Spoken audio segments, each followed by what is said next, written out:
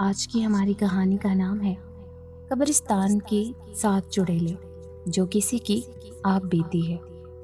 تو چلتے ہیں کہانی کی طرف۔ ہمارے علاقے کا قبرستان بہت پرانا تھا اور اس کے حوالے سے کئی قصے کہانیاں مشہور تھیں۔ کوئی کہتا اس قبرستان میں جنات ہیں، کوئی کہتا اس قبرستان میں چڑیلے رہتے ہیں، تو کوئی یہاں پریوں کو دیکھنے کا دعویٰ کرتا ہے۔ ان باتوں میں سے کچھ تو سچی بھی تھی، کیونکہ تمام باتوں کو جھوٹ نہیں کہا جا سکتا۔ میں ان سب باتوں پہ کبھی یقین نہیں کرتا، لیکن ایسا ہی ایک واقعہ میرے ساتھ بھی پیش آ چکا ہے۔ جب ایک روز دن بھر بارش جاری رہی، ایک شخص کا انتقال ہو گیا جس کی تدفین کے لیے مجھ سے رابطہ کیا گیا۔ میں اکثر قبریں بناتا اور کفن دفن کرتا۔ میں نے اپنا بچپن اور جوانی اسی قبرستان میں گزاری ہے اور اب اپنا بڑھاپا بھی اسی قبرستان میں گزار رہا تھا۔ یہ جو واقعہ آپ کو سنا رہا ہوں یہ 10 سال پرانا ہے، جب ایک رات میرے ساتھ اس قبرستان میں ایک پراسرار واقعہ پیش آیا۔ ہوا کچھ یوں کہ مجھے ایک قبر تیار کرنے کا کام ملا جس کی تدفین بعد نماز عشاء تھی۔ اس دن بارش بھی ہوئی تھی جو کئی گھنٹے جاری رہی تھی۔ شام میں جا کر اس بارش کا زور ٹوٹا تھا۔ مغرب کے بعد میں نے قبر تیار کرنا شروع کی اور اپنے کام سے فارغ ہو کر میں میت کا انتظار کرنے لگا۔ میت آتے آتے کوئی 10 بجے کا وقت ہو گیا اور تدفین سے فارغ ہوتے ہوتے رات کے 11 بج گئے، جس کے بعد میں لواحقین کے جانے کا انتظار کرنے لگا۔ جب تمام لوگ قبرستان سے چلے گئے تو میں نے بھی اپنا سامان سمیٹنا شروع کیا۔ تمام کاموں سے فارغ ہو کر میں بھی گھر جانے لگا۔ ابھی میں نے آدھا قبرستان ہی پار کیا تھا کہ میں نے دیکھا قبرستان کے اندر مدھم سی روشنی ہو رہی تھی۔ مجھے قبرستان میں دور کچھ جلتا ہوا دکھائی دے رہا تھا۔ میں نے سامان وہیں رکھا اور روشنی کی طرف بڑھنے لگا۔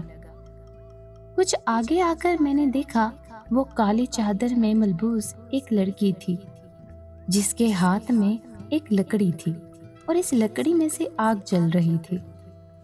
میں حیرانگی سے اس لڑکی کو دیکھتا رہا، کیونکہ جن لوگوں کی تدفین ہوئی تھی ان کے ساتھ یہ لڑکی نہیں تھی، اور ابھی تھوڑی دیر پہلے اس قبرستان میں کسی انسان کا وجود نہیں تھا۔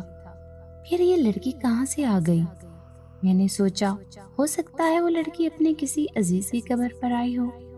عموماً رات کو لوگ اپنے پیاروں کی قبروں کے پاس بیٹھ کر قرآن پاک پڑھتے تھے یا فاتحہ خوانی کرتے، لیکن میں کسی لڑکی کو اتنی رات کو قبرستان میں پہلی بار دیکھ رہا تھا۔ میں اس لڑکی کے پیچھے گیا۔ وہ لڑکی ادھر ادھر قبروں کے اوپر چلتی جا رہی تھی، میں بھی اس کے پیچھے پیچھے جا رہا تھا۔ وہ لڑکی بہت تیزی سے چل رہی تھی، میں نے بھی اپنے قدموں کی رفتار بڑھا دی۔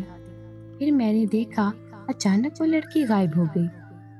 میں ادھر ادھر دیکھنے لگا، لیکن وہ لڑکی مجھے کہیں نظر نہ آئی۔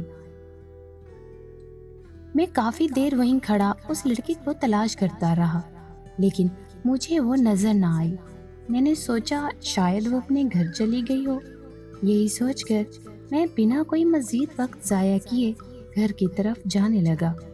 میں نے اپنا سامان اٹھایا اور روانہ ہوا۔ رات کافی ہو چکی تھی، مجھے پہلے قبر اور تدفین میں کافی دیر ہو چکی تھی۔ میں جا رہا تھا جب اچانک مجھے قبرستان میں دور مجھے کچھ لوگ نظر آئے۔ میں نے سوچا کوئی فوتگی ہو گئی ہوگی، اس لیے شاید اتنے لوگ جمع ہیں۔ میں دور سے ان لوگوں کی آوازیں اور ہلکی ہلکی روشنی دیکھ رہا تھا۔ پھر اس صورتحال کو دیکھ کر میں نے سوچا ابھی تک قبرستان میں کوئی نہیں تھا، پھر اچانک یہ لوگ قبرستان میں کہاں سے آ گئے؟ معاملے کا جائزہ لینے میں اس جانب روانہ ہوا جہاں روشنی ہو رہی تھی، آوازیں آ رہی تھیں۔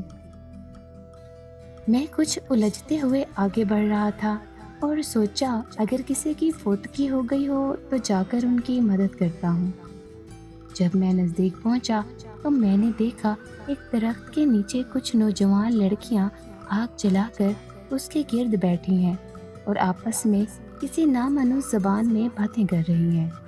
میں ان کی باتیں، ان کی زبان تو نہیں سمجھ سکا کیونکہ وہ کسی نئی قسم کی عجیب زبان میں باتیں کر رہی تھی۔ میں کافی حیران ہوا ان سب لڑکیوں کو وہاں دیکھ کر۔ میں جب ان لڑکیوں کے مزید قریب پہنچا تو میں نے دیکھا وہ 7 لڑکیاں تھیں جو بڑی مزے سے آگ جلائے بیٹھی تھیں اور سکون سے ہنستے ہوئے ایک دوسرے سے باتیں کر رہی تھیں۔ ان سب لڑکیوں میں وہ لڑکی بھی موجود تھی جسے میں نے تھوڑی دیر پہلے دیکھا تھا۔ مجھے لگا یہ سب لڑکیاں کسی بڑے گھر کی امیر زادیاں ہوں گی جو وقت گزاری کے لیے قبرستان میں آ کر بیٹھ گئیں۔ میں نے غصے سے ان لڑکیوں کو مخاطب کیا اور پوچھا، تم لوگ کون ہو اور اس وقت قبرستان میں کیا کر رہی ہو؟ میرے سوال کا کسی نے کوئی جواب نہ دیا۔ میں ایک بار پھر بولا، تمہارے گھر والوں کو معلوم ہے اس وقت تم قبرستان میں بیٹھی ہو؟ ایک بار پھر میری آواز ان لڑکیوں نے سنی انسنی کر دی۔ وہ تمام لڑکیاں اپنی جگہ سے کھڑی ہو گئیں۔ اب جو میں نے غور سے ان کی جانب دیکھا تو مجھے ایسا لگا جیسے میں کوئی خواب دیکھ رہا ہوں، کیونکہ نہ ان کی ناک تھی اور نہ ہی منہ تھا۔ ان کے چہرے پر صرف کان اور آنکھیں تھیں جو انتہائی سرخ تھیں۔ ایک دم مجھے خیال آیا وہ کوئی انسان نہیں تھی بلکہ کوئی اور مخلوق تھیں۔ مجھے ان لڑکیوں سے شدید خطرہ محسوس ہوا۔ میں نے فوراً وہاں سے بھاگنا چاہا، لیکن مجھے ایسا لگا جیسے کسی نے میرے پاؤں مضبوطی سے پکڑ لیے ہوں جنہیں میں کسی بھی طرح آزاد نہیں کر پا رہا تھا۔ جس کے بعد وہ جو بھی مخلوق تھی میرے قریب آئیں اور جیسے ہی انہوں نے قریب آ کر مجھے چھونا چاہا، ان کو ایک ایسا جھٹکا لگا جیسے کوئی شخص بے دہانی میں بجلی کا ننگا تار چھولے۔ اس کے بعد ان میں سے ایک نے اپنی دیگر ساتھیوں کو کہا، اس کے پاس کوئی تعویذ ہے جس کی وجہ سے ہم اس کا کچھ نہیں بگاڑ پائیں گے۔ پھر ایک لڑکی نے مجھے کہا، آج اس تعویذ نے تجھے بچا لیا ورنہ آج ہم تیرے خون سے اپنی بھوک مٹاتے۔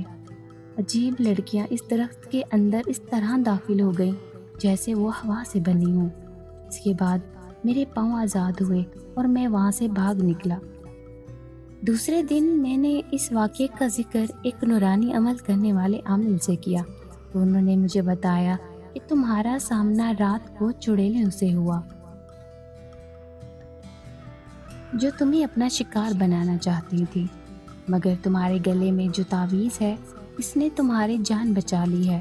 اس کے بعد پھر کبھی وہ مخلوق یا چڑیلیں مجھے دوبارہ نظر نہ آئیں اور میں بھی قبرستان کے اس حصے میں صرف دن کے اوقات میں ہی جاتا ہوں۔